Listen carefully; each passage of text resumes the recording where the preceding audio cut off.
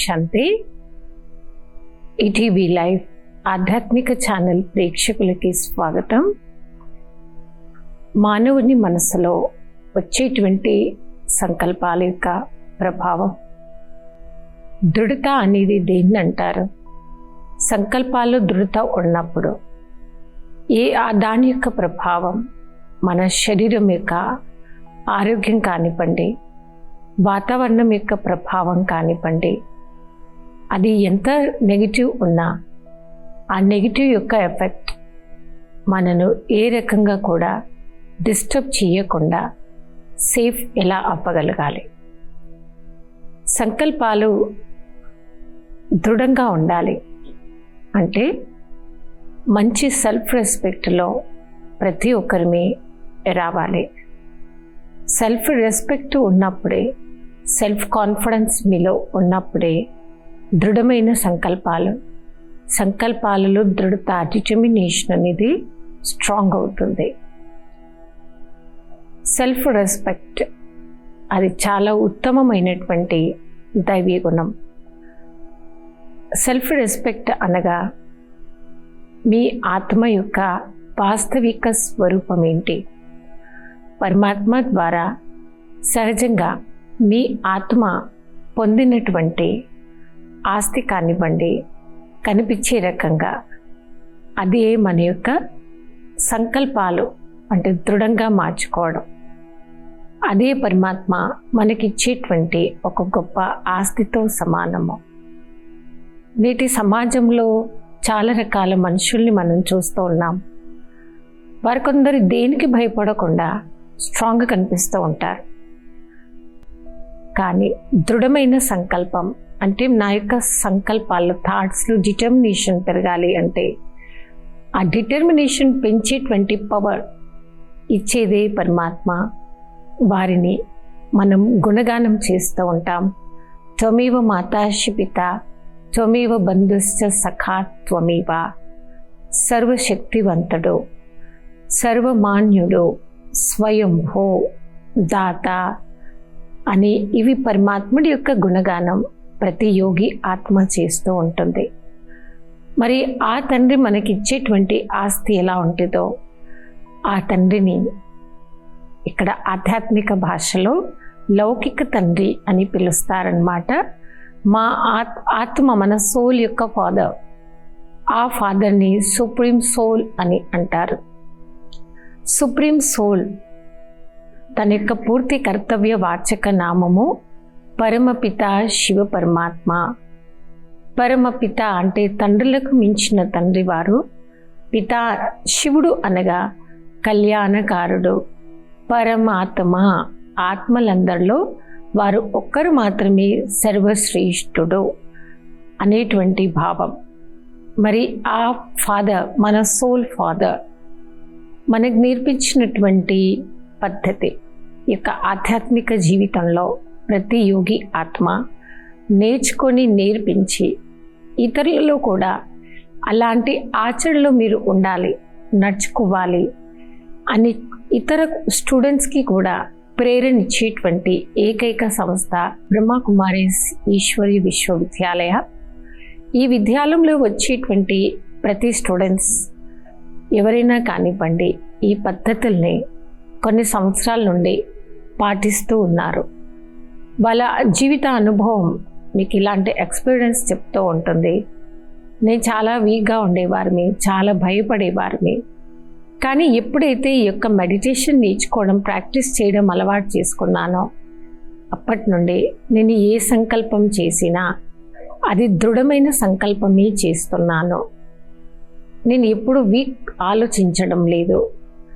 అంటే మీరు వీక్గా ఆలోచిస్తూ ఇతరుల గురించి వీక్ ఎంత కోరుకుంటారో అది రిఫ్లెక్ట్ అయి శక్తిని పోగొట్టేది, మనను డల్గా చేసేది మన యొక్క వ్యర్థ సంకల్పాలే. నేటి సమాజంలో మెజారిటీ మనుషుల్లో ఈ వీక్నెస్ని మనం చూస్తూ ఉన్నాం. ప్రతి చిన్న పెద్ద విషయం గురించి, చిన్న విషయంలో ఓటమి జరిగింది, చిన్న విషయంలో ఇన్సల్ట్ ఫీలింగ్ వచ్చింది అనుకోండి, దాని గురించి లెక్కలేనంత సమయం కేవలం ఆలోచించడానికే టైం తీస్తూ ఉంటారు.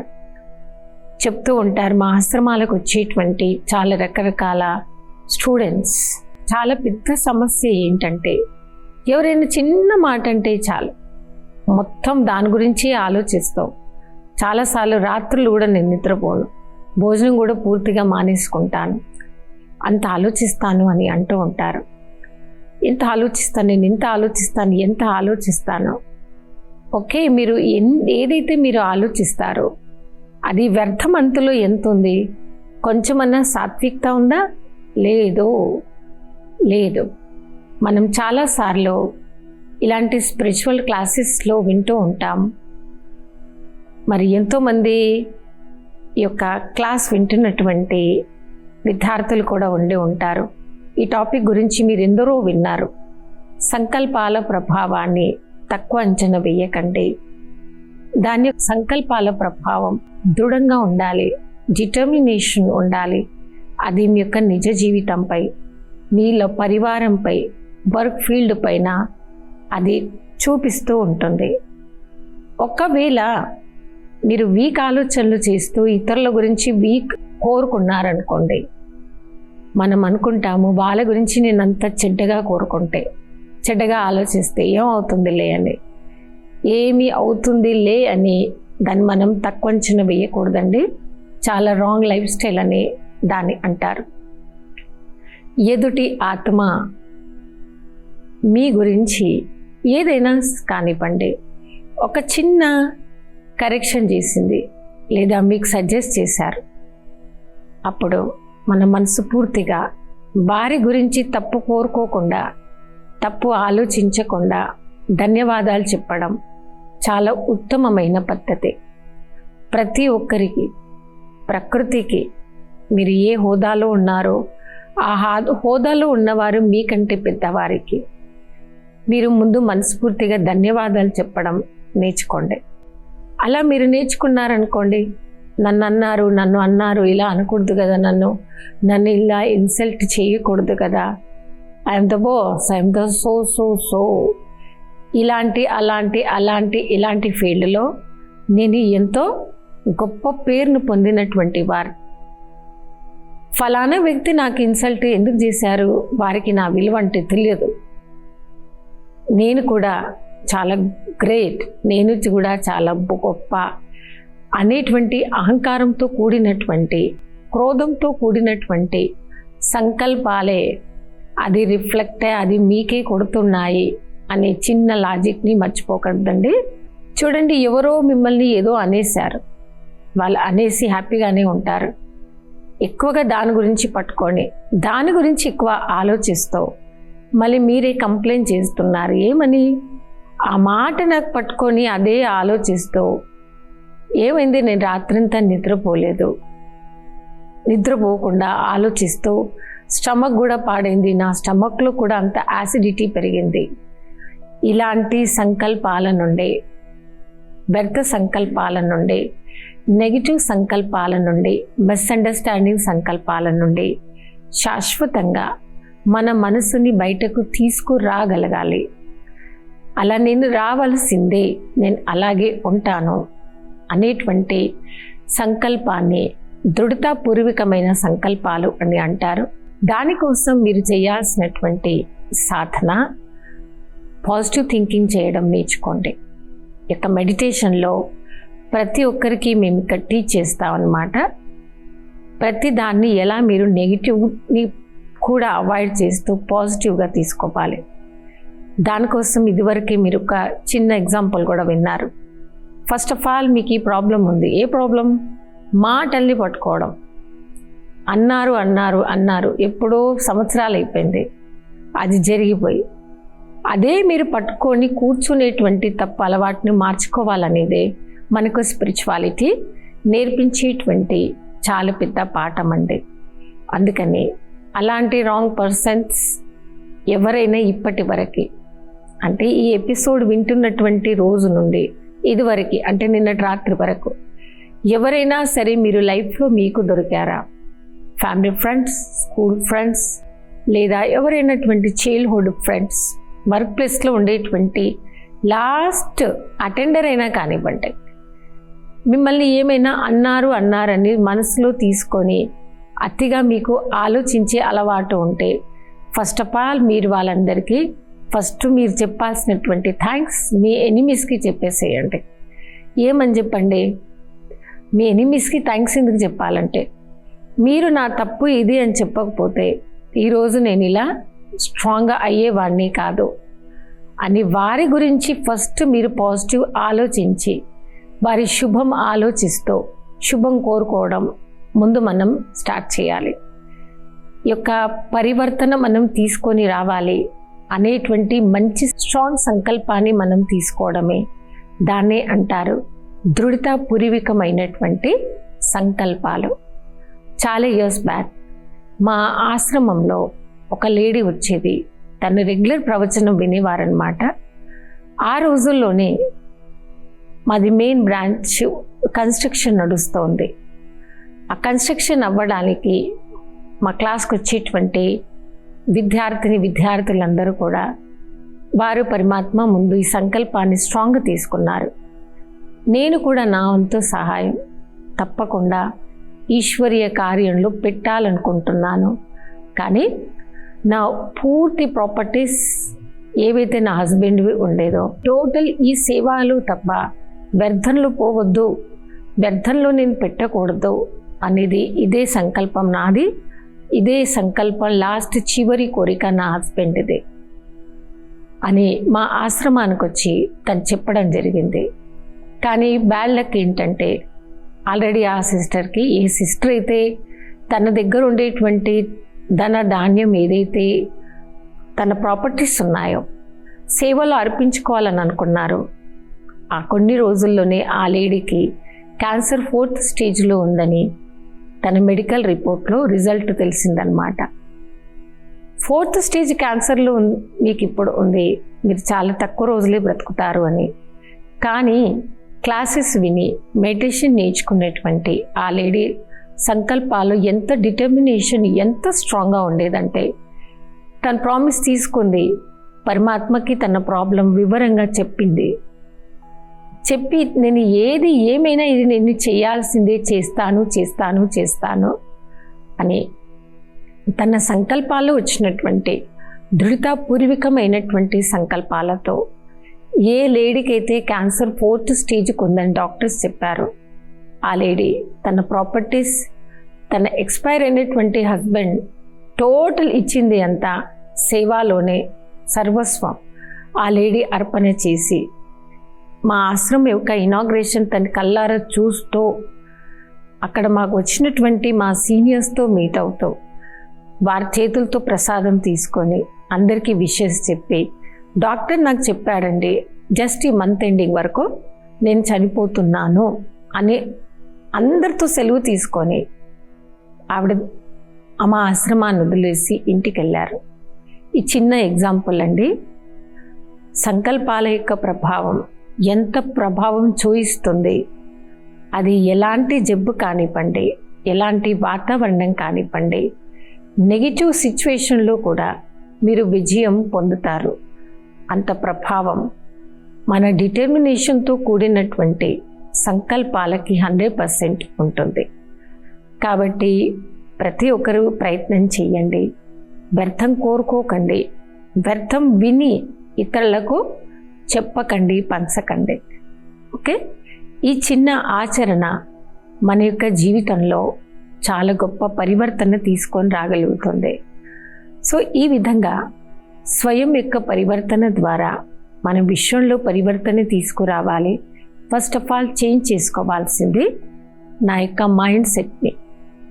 మైండ్ సెట్ కొందరిది ఎలా అయిపోయిందంటే, ఆ రోజు అలా రాంగ్ జరిగింది కాబట్టి ఖచ్చితంగా లైఫ్ అంతా ఏం జరుగుతుంది, నాకు రాంగే జరుగుతుంది.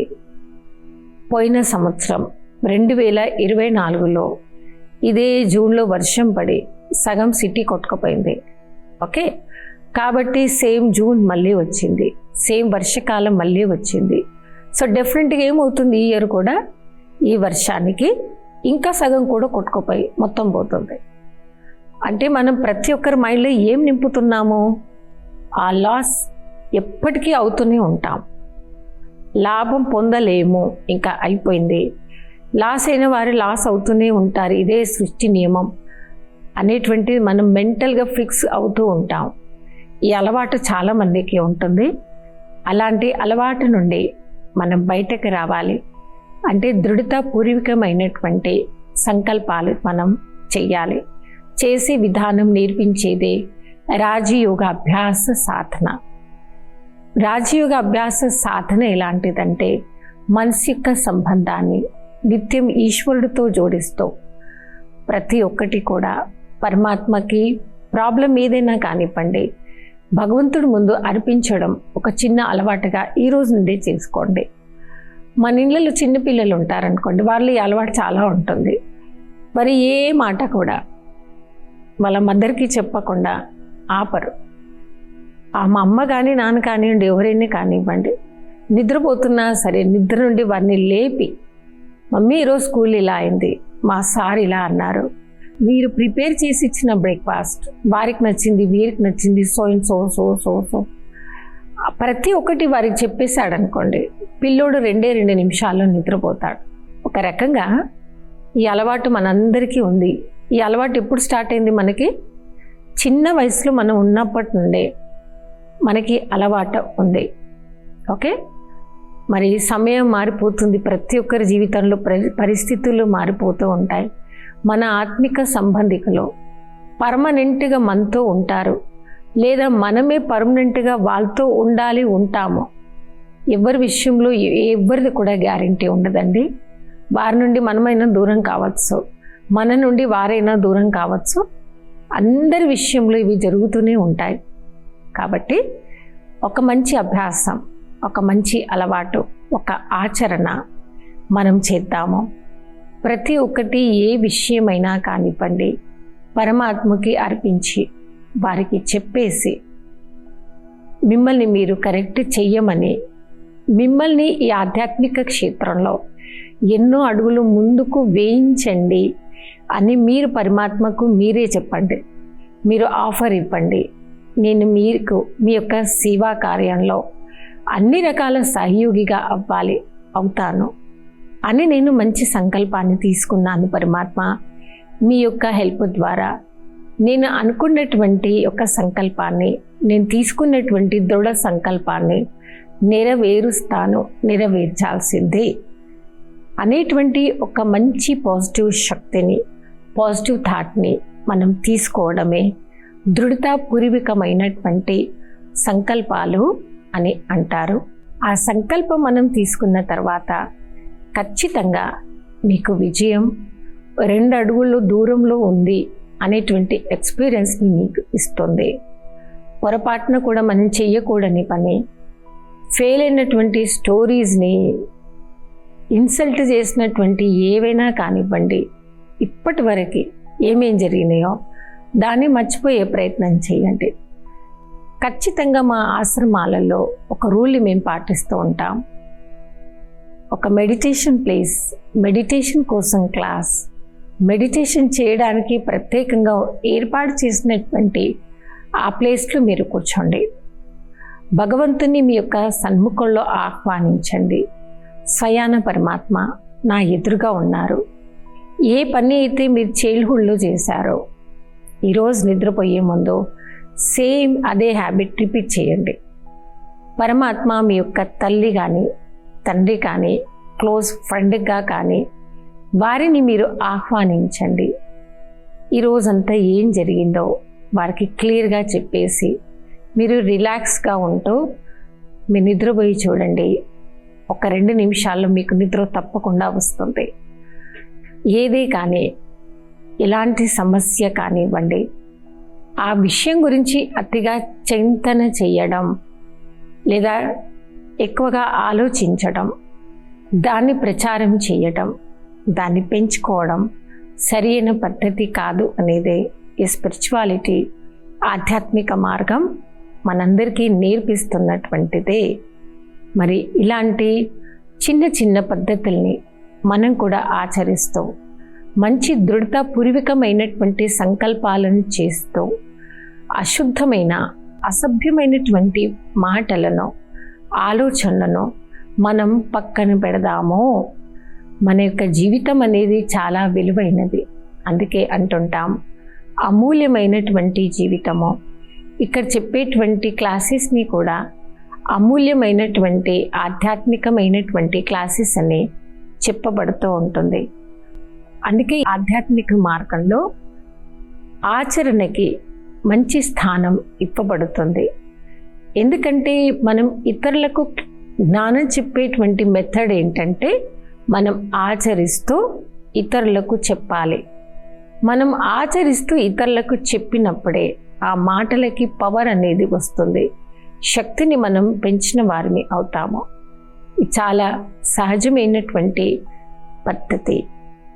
అన్ని చిన్నటువంటి పద్ధతులను మనం అలవాటుగా మార్చుకున్నప్పుడు, ఆచరించినప్పుడు చిరాకు పడడం, టెన్షన్లోకి రావడం, ఇరిటేట్ అవ్వడం, మన స్ట్రెస్ లెవెల్ పెంచుకోవడం, టెన్షన్లోకి వస్తూ పక్కవారి జీవితంలో కూడా కొద్దో గొప్ప టెన్షన్ని పెంచాల్సిందే అనేటువంటి బ్యాడ్ నేచర్ పర్మనెంట్గా దూరం అవుతుంది.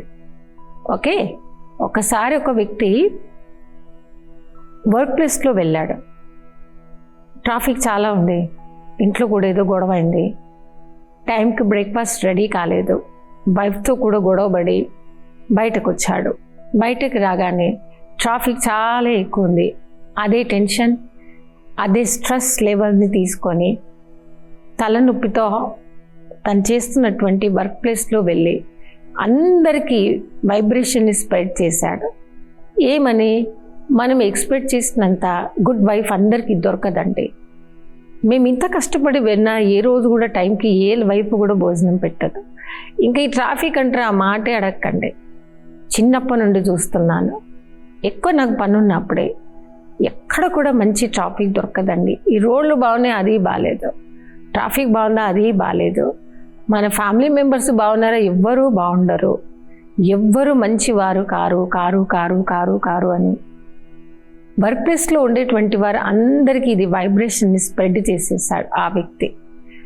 ఎవ్వరు కూడా మంచివారు కారు, ఎవ్వరి గురించి ఎవరు శ్రేయోభిలాషులు ఉండరు అనేటువంటి ఒక ఫీలింగ్ అందరి మైండ్లో ఎలా నింపేశాడంటే, ఆఫీస్లో వర్క్ చేస్తున్నటువంటి అందరికీ సబ్కాన్షియస్ మైండ్లో ఈ మాట వెళ్ళిపోయింది. ఎవ్వరు కూడా ఈ భూమి మీద మంచివారు కాదండి. ఎవ్వరి గురించి ఎవరు క్షేమం కోరుకోరు, ఎవ్వరు కూడా శ్రేయోభిలాషులు ఉండరు అని మరి మైండ్ సెట్ని టోటల్గా అలా మార్చేశాడు. ఓకే, అందరి జీవితంలో ఒకే రకంగా ఈక్వల్గా దొరకాలి అనేటువంటి రూల్ ఏమీ ఉండదు. మీరు ప్లేసు మారచ్చు, లేదా మీ పైన వారి అభిప్రాయం మారచ్చు, లేదా మీ అభిప్రాయం వారి మీదైనా వారి అభిప్రాయం మీ మీదైనా, శారీరక అనారోగ్య సమస్యలు రావటంతో కానివ్వండి, లేదా మీ మైండ్లో టెన్షన్ పెరిగినప్పుడు, స్ట్రెస్ పెరిగినప్పుడు మీ యొక్క ఆలోచన తీరు మారిపోయే ఛాన్సెస్ కూడా ఉంటాయి. మనకి చెడు జరిగింది అంటే ప్రతి ఒక్కరికి అలాగే జరుగుతుంది అనేటువంటి రాంగ్ ఫీలింగ్స్లో నుంచి మనం బయటకు రావాలి. అలా మనం జీవించగలగడమే, అలా మనం ఉండగలగడమే దృఢతాపూర్వకమైనటువంటి సంకల్పాలు చేస్తూ నిజమైన జీవన ముక్తిని అనుభవం చేసేటువంటి ఒక యోగి ఆత్మ అని చెప్పబడుతుంది. సో ఈరోజు ఎపిసోడ్లో దృఢతాపూర్వకమైనటువంటి సంకల్పాలు మనం ఎలా చేయాలి, అలాంటి సంకల్పాలు చేసేటువంటి విధానాన్ని నేర్చుకునేటువంటి ప్రాపర్ ప్లేస్ ఏది, మనం ప్రతి ఒక్కరిని అలాంటి స్థానానికి చేరుకొని ఆధ్యాత్మిక పరమైనటువంటి మంచి క్లాసెస్, స్పిరిచువల్ క్లాసెస్ నిత్యం మనం వినటంతో, ఆచరించటంతో మనకి గుడ్ ఫీలింగ్, గుడ్ అలవాటు తప్పకుండా వస్తాయి అనేటువంటి మంచి ప్రవచనం గురించి ప్రతి ఒక్కరిని చర్చించుకున్నాము. సో రాబోయే ఎపిసోడ్లో మరికొన్ని కొత్త విషయాలతో కలుద్దాము. అప్పటి వరకు ఓం శాంతి.